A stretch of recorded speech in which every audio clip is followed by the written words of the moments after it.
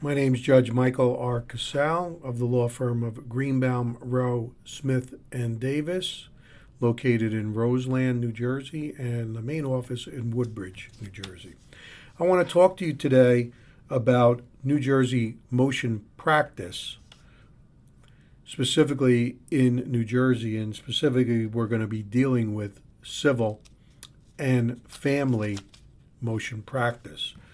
Motion practice is an integral and important component of every litigation attorney's law practice.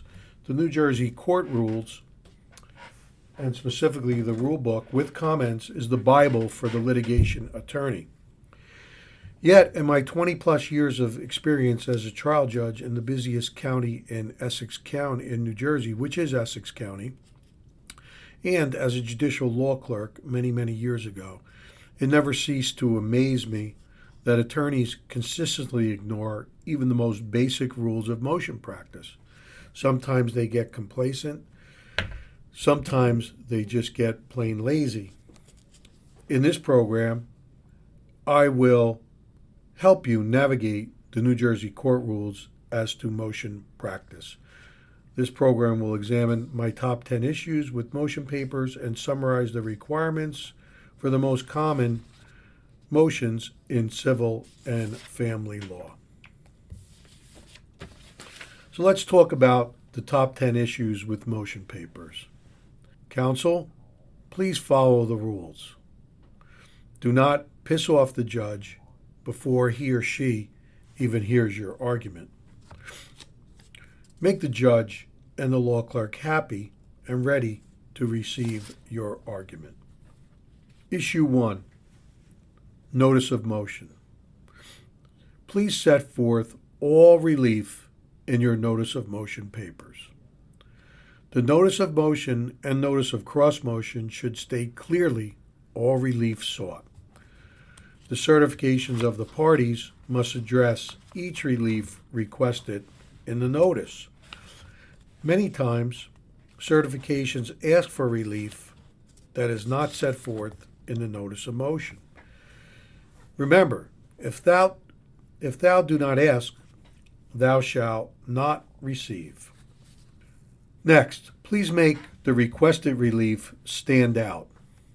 Use bullet points. That is an easy and clear way to set forth the relief being sought and is easier for the law clerk and the judge to review when reviewing the papers and the judge when making the decision on the record. If there are several prayers of relief that are somewhat connected or reference the same exhibits, group them together to help the court avoid flipping back and forth between pages and exhibits. Your certification should always follow the same order as a notice of motion.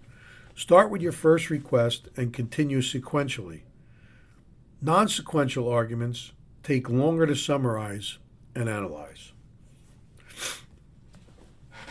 Exhibits should be in the same sequential order as the order of relief set forth in the notice of motion. This will make it easier for the court and the law clerk when tabbing the important exhibits and relating them to your motion relief. In other words, Exhibit A should correspond with the first prayer of relief, and so on. If several exhibits are referenced in one point of the certification, group them together. It is difficult for the court to read through motions in which one prayer of relief refers to several exhibits which are scattered throughout.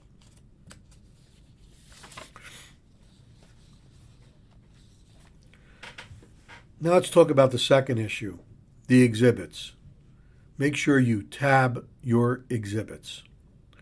This is required under New Jersey Court Rule 5:5-4 and Rule 1:6-2. Rule 5:5-4G is with respect to motions in the family court. Please do not use cover pages for exhibits.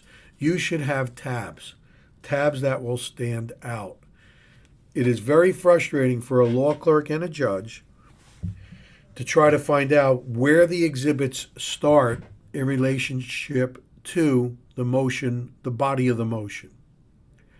Also difficult for the court and the law clerk when there are numerous exhibits to determine when one exhibit ends and the next exhibit begins.